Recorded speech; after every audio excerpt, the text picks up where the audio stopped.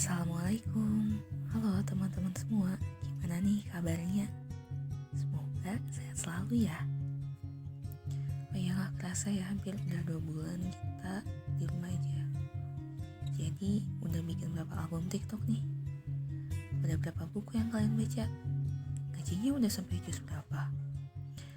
Udah berapa resep yang kalian masak? Atau jangan-jangan kalian belum lakuin apa-apa alias tim rebahan? Kapan lagi coba ya rebahan tapi bisa menjadi pahlawan untuk orang lain? Kalau dipikir-pikir betul juga ya. Untuk menjadi pahlawan, kita cukup berdiam diri aja di rumah sambil rebahan memeluk guling di kasur yang empuk. Enak ya, dunia serasa milik berdua. Iya sih, di rumah aja. Tapi kan masih banyak banget kegiatan produktif yang harus kita lakuin. Apalagi sekarang kan udah bulan Ramadan nih. Saya nyambut bulan Ramadan dengan bermalas-malasan. Jangan sampai juga nih, hanya karena situasi yang sedang genting dalam melawat COVID-19 ini membuat kita jadi sedih dan gak semangat dalam menghadapi Ramadan. Karena banyak hal yang biasanya kita lakuin di Ramadan sebelumnya, seperti tarawih, bukber, sahur, menyambut, ngadain baksos, dan lain-lain. Ramadan tahun ini mana bisa ngelakuin hal seperti itu? Kan kita harus di rumah aja. Tapi teman-teman sadar gak sih? Masa iya Allah udah ngasih bulan Ramadan, tapi hati kita sedih dalam menyambutnya? Bukankah dulu ketika Ramadan mau berakhir, kita mohon-mohon ya ke Allah, ya Allah, aku mohon pertemukan kembali aku dengan Ramadan. Panjangkan umurku ya Allah, biar bisa bertemu Ramadan tahun depan. Aku sangat sedih jika berpisah dengan bulan Ramadan. Bukankah dulu kita berdoa seperti itu? Yaudah yuk, gimana kalau kita sekarang ngobrolin tentang menjaga semangat Ramadan di tengah pandemi COVID-19 ini? Gimana?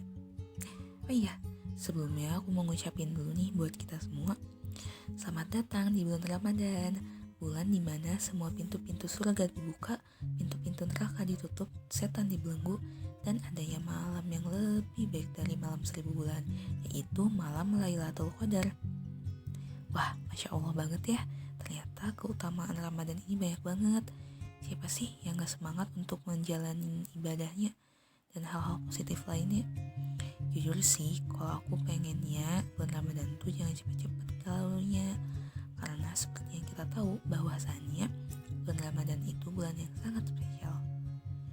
Ngomong-ngomong soal spesial, memang apa sih yang spesial dari bulan Ramadan ini?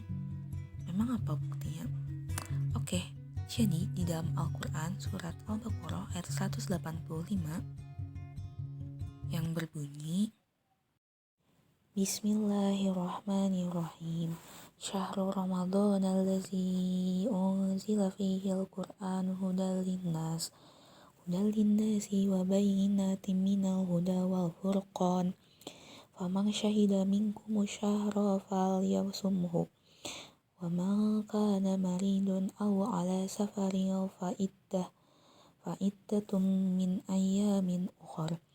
Yuridullahu bikumul yusra wa la yuridu bikumul usra walitukmilul iddata walitukabbirullaha ala ma hadakum wa la'allakum tashkurun. Yang artinya, bulan Ramadan adalah bulan yang di dalamnya diturunkan Al-Quran sebagai petunjuk bagi manusia dan penjelasan-penjelasan mengenai petunjuk itu dan pembeda antara yang benar dan yang batil. Karena itu, barang siapa di antara kamu ada di bulan itu, maka berpuasalah. Dan barang siapa sakit atau dalam perjalanan, dia tidak berpuasa, maka wajib menggantinya sebanyak hari yang ditinggalkannya itu pada hari-hari yang lain. Allah menghendaki kemudahan bagimu dan tidak menghendaki kesukaran bagimu. Hendaklah kamu mencukupkan bilangannya dan mengagungkan Allah atas petunjuknya yang diberikan kepadamu agar kamu bersyukur. Maha benar Allah dengan segala firman-Nya. Shadaqallahul azim. Nah, setelah kita sudah mendengarkan arti dari Al-Baqarah ayat 185 tadi, udah tahu kan apa aja keistimewaan di bulan Ramadan? Nah, di situ kan dijelaskan bahwa Ramadan itu istimewa karena bulan ini bulan dimana Al-Quran diturunkan. Nah, memang apa sih yang menjadikan Al-Quran itu sangat istimewa? Nah, Jadi kalau kita kilas balik nih ya, kondisi kehidupan zaman dulu tuh ya, zaman jahiliyah itu dulu itu sangat memprihatinkan banget. Banyaknya perbudakan, berhala di mana-mana, sehingga hukum dan norma yang berlaku saat itu atas dasar hawa nafsu para penguasanya. Nah, maka dari itu Al-Quran turun untuk mengatur semua pedoman hidup manusia. Pun Al-Quran diturunkan sebagai cahaya penerang di tengah kegelapan hiruk-pikuk dunia pada saat itu. Maka dari itu Al-Quran sangat spesial karena kandungannya merupakan pedoman hidup manusia, di mana Allah memberi petunjuk hal-hal mana yang harus ditinggalkan dan petunjuk hal-hal mana yang harus dikerjakan. Terus juga nih ya, Allah tuh mengatur semua segi kehidupan, mulai dari makanan hal haram, mulai dari pernikahan, mulai dari wanita, tentang mulianya wanita, tentang fenomena alam, semua tuh dijelasin dalam Al-Quran. Gak percaya nih? Coba deh, kali-kali kalian kepo dengan kandungan Al-Quran dan artinya. Terus kalian baca tuh artinya. Kalau ada yang masih belum ngerti, cari tafsirnya atau tanya ke yang lebih ahlinya. Sampai nanti ada saatnya kalian tuh ketagihan dan sangat susah untuk gak mengkajinya. Percaya deh, kalau kita udah mulai ketagihan untuk mengkaji Al-Quran, kita tuh semakin yakin bahwa Al-Quran itu memang spesial, tanpa keraguan. Gimana? Aku tantang kalian ya, selamat mencoba. Lalu keutamaan berikutnya dijelaskan bahwa maka hendaklah ia berpuasa pada bulan itu. Nah, berarti hukumnya wajib dong bagi siapapun yang mampu dan kuat untuk melaksanakannya, ya enggak? Terlebih lagi, berpuasa merupakan salah satu rukun Islam. Maka siapapun yang meninggalkan puasa tanpa alasan yang syar'i, maka dia sudah berdosa. Ada juga yang menjelaskan bahwa dalam hadis Bukhari dan Muslim yang berbunyi, ketika masuk bulan Ramadan, maka setan-setan belenggu, pintu-pintu surga dibuka dan pintu-pintu neraka ditutup. Nah, di sini dijelaskan bahwa pintu surga itu dibuka karena begitu banyaknya amal solih yang disyariatkan dalam bulan tersebut, sehingga otomatis semua orang berlomba-lomba dalam melaksanakan kebaikan. Nah, maka Allah beri kesempatan ini dengan membuka pintu surga yang sangat lebar. Seperti itu. Pintu neraka ditutup. Maksudnya di sini adalah ketika bulan Ramadan tiba, banyak sekali nih amalan yang bisa dilakukan. Terlebih lagi, Allah memberkahi bulan ini. Pastinya Allah tidak main-main dalam memberikan pahala bagi siapapun yang mengerjakan kebaikan. Sehingga banyak orang yang dulunya mementingkan kehidupan dunia, kini lebih mementingkan kehidupan akhirat. Nah, neraka itu diperuntukkan bagi orang-orang yang tidak memikirkan akhirat. Jika akhirat pun tidak dipikirkan atau malah ditinggalkan, otomatis dia sudah mendurhakai Allah, bukan? Nah, orang yang mendurhakai Allah cocoknya ditempatkan di mana coba? Surga atau neraka? Neraka dong pastinya. Nah, jadi itulah kenapa pintu neraka ditutup. Lalu dijelaskan pula bahwa di bulan Ramadan ini setan-setan dibelenggu. Setan-setan itu tugasnya apa sih? Ngerjain skripsi? Bukan. Oh, bikin laprak? Bukan juga lah. Jadi tugasnya apa? Nah, setan itu tugasnya menjerumuskan, menyesatkan manusia dari amal solih. Ketika bulan Ramadan ini, Allah menjaga orang-orang untuk tidak mengikuti bisikan setan. Terlebih lagi, semua orang itu sedang berlomba-lomba melakukan kebaikan. Oke, ibarat kata gini. Misalkan nih, kita lagi datang ke perlombaan teman kita yang lagi lomba lari. Terus kita gangguin nih. Pada saat dia udah mulai lomba lari, kita gangguin dia. Mungkin gak nih dia terdistract? Kayaknya sih sangat kecil kemungkinannya. Karena apa? Karena dia sedang fokus ke tujuannya. Dia fokus lari biar gak didahuluin sama orang lain. Karena dia ingin menjadi yang terbaik. Dia ingin menjadi pemenang. Coba deh, kalau misalkan dia terdistract, bisa-bisa dia terjatuh dan sudah didahuluin sama orang lain. Dan otomatis dia sudah bukan menjadi yang terbaik. Seperti itu. Nah, itulah maknanya setan-setan dibelenggu. Karena semua orang sedang fokus melakukan amal kebaikan. Agar apa? Agar nantinya mereka bisa menjadi yang terbaik. Mereka bisa menjadi pemenang. Nah, Allah baik banget kan? Udah sama setan dibelenggu, pintu surga dibuka, pintu neraka ditutup. Coba nikmat mana lagi yang kamu dustakan? kita sudah berkenalan dengan bulan Ramadan, otomatis kita udah paham kan ya kenapa Ramadan itu istimewa. Nah, kalau kita udah paham kenapa Ramadan itu istimewa, kita pasti jadi semangat dong ngejalaninnya dalam kondisi apapun. Nah, kalau udah paham, sekarang kita harus membangun dulu nih habits yang baik dan mengurangi atau bahkan kalau bisa membuang habits yang buruk. Kenapa sih harus dimulai dari kebiasaan dulu? Oke. Misalkan ada orang yang mau ikut lomba lari, tapi dia nggak pernah latihan atau dia latihannya itu buang-buang, nggak konsisten gitu. Nah, bisa dipastikan nantinya ketika lomba lari, dia pasti ngos-ngosan. Dia capek karena dia tuh nggak terbiasa untuk melatih nafasnya, dia nggak terbiasa mengatur nafas gitu. Nah, sama halnya dalam menghadapi Ramadan ini, kita harus membiasakan one day one juice jauh sebelum Ramadan. Kita juga harus membiasakan untuk bangun malam untuk sholat tahajud.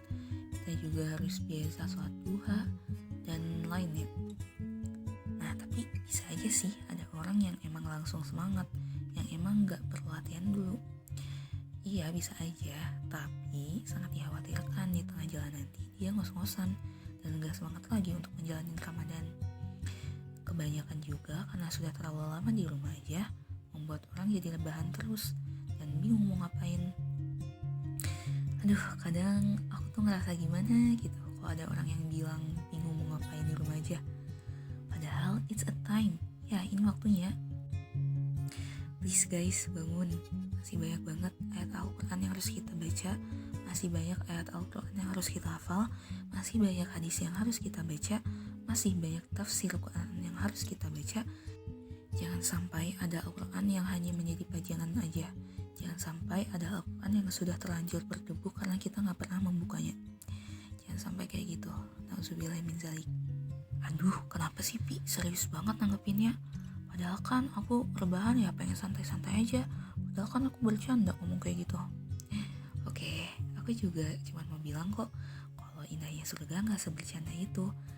Kalau surga itu bukan diperuntukkan bagi orang-orang yang bermalas-malasan. Dan mengerikannya neraka pun gak sebercanda itu. Yuk, saatnya kita untuk membangun habits agar Ramadan kita gak terbuang sia-sia. Bisa jadi akibat kebiasaan kita selama di rumah aja yang kerjanya cuma rebahan, menjadikan kita bermalas-malasan di bulan Ramadan. Terus solusinya gimana dong? Nah, kalau dari aku solusinya adalah ikut kegiatan seperti one day one juice, atau bisa juga cari musyrifah, atau bisa juga tuh ikut Ramadan camp online, kajian online rutinan juga bisa, dan masih banyak lagi. Karena kalau kita ikut ke lingkungan yang baik, kita akan mendapatkan informasi yang baik pula, sehingga informasi tersebut akan melahirkan pemikiran akan melahirkan perbuatan, dan perbuatan melahirkan kebiasaan. Hal lain yang membuat malas menjalankan ibadah bulan Ramadan di tengah pandemi ini adalah karena banyak orang yang kehilangan momen-momen yang biasanya dilakukan di Ramadan sebelumnya, seperti bukber atau puasa di rumah bareng keluarga, lebaran bareng keluarga, dan masih banyak lagi. Sedih boleh kok, gak ada yang larang, karena aku pun perantau, jadi aku tahu rasanya puasa tanpa keluarga, sahur sendiri, buka sendiri, rasanya tuh sepi banget. Tapi kalau terlalu larut dalam kesedihan, itu akan membuang-buang waktu. Setelah kita kehilangan momen bareng keluarga, hilang pula momen di bulan Ramadan ini. Gak mau kan? Nah, aku cuma mau berpesan, walaupun pintu untuk bertemu keluarga, teman, saudara, atau sahabat tertutup rapat, ingat, pintu untuk beramal soleh di bulan Ramadan ini selalu terbuka dengan sangat lebar. Sadar gak sih sebenarnya perbedaan bulan Ramadan tahun ini dengan tahun sebelumnya adalah kita kehilangan momen dan tradisi. Yang asalnya kita suka tarawih bareng temen, sekarang harus di rumah aja. Tapi kita gak pernah kehilangan waktu terbaik di bulan Ramadan ini. Keberkahan waktunya itu masih sama dengan Ramadan-Ramadan sebelumnya. Ya enggak? Waktu terbaik ini akan hilang jika kita memang sudah ditakdirkan Allah untuk tidak bertemu bulan Ramadan lagi tahun depan. Sebenarnya, kalau kita melihat corona dari sisi buruknya memang banyak, tapi kalau kita lihat hikmahnya pun gak kalah banyak. Justru yang aku rasakan ketika di rumah aja, aku merasa ibadahku jadi makin kuat, makin fokus gitu loh ngejalaninnya. Tahun lalu ketika aku masih zaman maba, walaupun lagi bulan puasa, masih aja ada rapat sana sini, sehingga mengganggu kegiatan one day one juice, mengganggu kegiatan kajian rutin. Kadang sampai-sampai suka ketinggalan tarawihnya. Nah, jadi apa dong hikmahnya? Hikmahnya adalah Allah itu masih kasih kita kesempatan biar kita gak nyanyain keberkahan waktu di bulan Ramadan ini. Allah gak mau kejadian Ramadan tahun lalu terulang lagi di tahun sekarang. Akhir yang ingin aku sampaikan adalah Corona ini emang bencana banget deh untuk semua umat manusia. Baik yang di PHK, ekonomi negara terganggu, ada juga yang kehilangan sanak saudaranya, dan masih banyak lagi. Nah, tapi kita harus selalu ingat surat Al-Insyirah ayat 4-5, di situ berbunyi Bismillahirrahmanirrahim. Fa inna ma'al usri yusra, inna ma'al usri yusra. Yang artinya, sesungguhnya bersama kesulitan itu pasti ada kemudahan. Bahkan itu ayatnya tuh artinya tuh diulang-ulang gitu. Nah, coba deh teman-teman renungkan, kenapa Allah itu mengulang-ulang artinya? Bisa kita rasakan walaupun kita sedang ditimpakan kesulitan, tapi Allah memberikan kemudahan juga. Dengan apa? Nah, dengan bulan Ramadan, agar kita bisa fokus beribadah dengan di rumah aja. Yuk, mulai sekarang jangan malas-malasan lagi ya untuk menjalankan ibadah Ramadan di tengah pandemi ini. Jangan sampai drama memohon-mohon ke Allah untuk dipertemukan dengan Ramadan terulang kembali. Dan ingat, kita itu dianjurkan untuk self-quarantine, bukan physical quarantine. Memang secara fisik diri kita ini sedang dikarantina, tapi jangan sampai fisikal kita dan mood kita juga ikut terkarantina. Jangan lupa senyum dan jangan lupa bersyukur.